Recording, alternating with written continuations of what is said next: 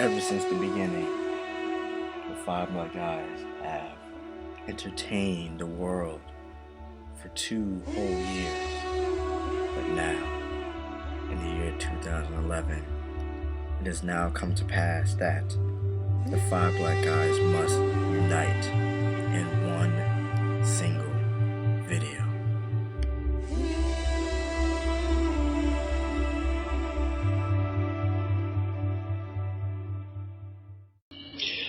What do you guys think about the situation in Egypt? The recent unrest and violence with Mubarak. As far as I know about it, I thought that the situation was pretty much resolved, but I believe anybody who feels they need democracy or feel they need to be free from a dictator should definitely stand up for their rights. And I believe the same thing is sort of kind of going on in Libya with Omar Gaddafi, I believe his name is. Mm-hmm. And I hope to catch on to every civilization and all four corners of the globe where they want democracy or just freedom from a dictator or, oppressive rulers. I definitely, feel my power is behind them. Well, I feel so late and slow and irrelevant because I don't know that much about it. But, I wish freedom for everybody and peace. I'm all about peace. I got the shit tattooed on me. Let me see it. Uh-oh. I thought it was a take on a peace sign molded with something else. I didn't ask on Facebook. What is it? Oh, okay. Yeah, peace is the root to a long existence or a long life. Like that. I like that. Okay. That is really cool. You should have gave a definition under the picture. Huh? You should have gave it like a definition under the picture. What it mean to you or what it mean? Oh, well, I was saying that, and I was like, okay. Video. What video? Oh, see, I'm not on YouTube like that, so.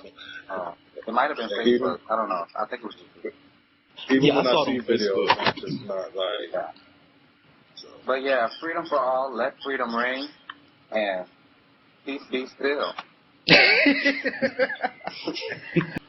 I don't know, like a part of me with the Dr. King philosophy was about achieving a sense of peace non-violently, and then you have the other idea of, doing these whole riots and this and that, whatever, to achieve what they want in reference to democracy. And then you also have the aspect of us overthrowing Saddam Hussein, in a manner that, was very violent. So it's really hard. Like, I feel like if anything, something that you want to fight for, it should definitely be a sense of freedom. But hopefully we get to a certain point when that won't have to be our option. So that's how I feel about it.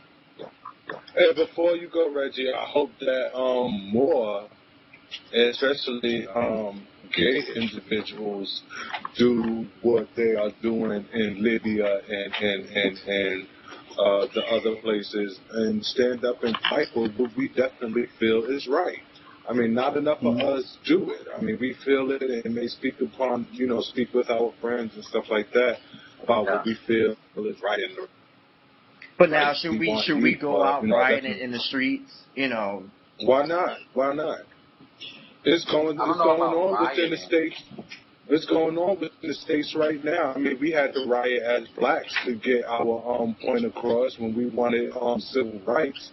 So, I mean, there are other avenues as far as Facebook campaigns and different campaigns nowadays to get your point across, but we definitely should be taking more of a, stance for what we feel is right. It was kind of like we, as blacks in the 60s, like, we were kind of put up against a wall. And when you put up against a wall, like, you're just going to come out attacking.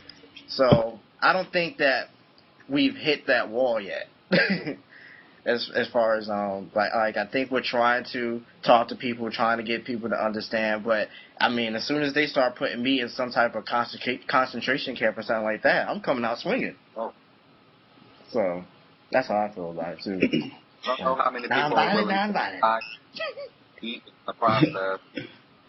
But, Reggie. You know, something that you said, Sean and Ty, two things you guys said that made me think. Like here in America, we have certain rights. Like there's certain systems set in place so that we may not necessarily need to riot. But over there, you know, it's completely different. They've been up against the wall for decades. You know, this is something that's been building up, and this is not the first time they've tried to, you know, have a revolution. Another thing, with our relationship to Egypt, Mubarak is actually, well, I don't know if he still is, but was actually a huge ally to America. And I know that it was a lot of internal conflict with our government as to how to help or not help, how to get involved or not get involved with Egypt. Because, you know, Mubarak being ally to us, and then at the same time, you know, being aware that he's doing things that, you know, aren't right, considering he had a curfew, I think it was 7 o'clock, and he shut down the internet services there and the phone services. So people, no. So people. You shut my internet off. You see what happened. Oh, I'm rioting, yeah. man. So like for them, you know, rioting, that was their only alternative. Like that's, and you know, they're going up against tanks and people with guns. Like all that, like they're not, you know, they're weaponless. They're just out there screaming, "We want our rights. We want democracy."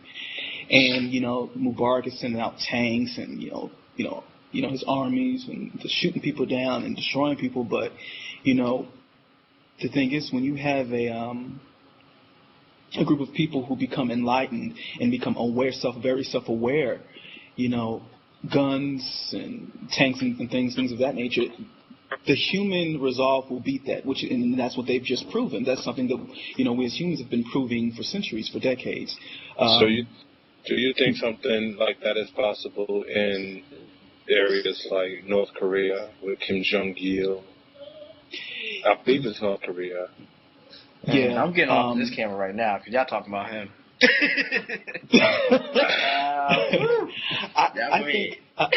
I think in places like that, it is possible, but just like with, you know, a lot of things, that there's going to be the cost is going to be blood. Some people are going to have to get blown half to hell, you know, for there to be, you know, a change. And that's what, you know, has happened in Egypt. A lot of people have been killed, but they've shown that, you know, human resolve beat the tanks, human resolve beat the guns, human resolve beat Mubarak.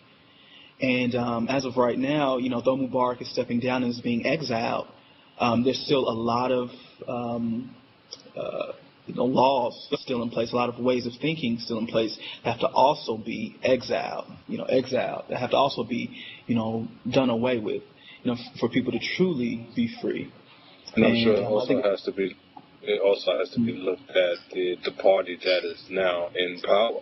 Is it just a reflection of who he is and who he was, and just, you know, he stepped down in name only, and so all of that also definitely has to be looked at. Yeah. Oh yeah. He got a big missile. I do too. He got a big missile. That's what he said.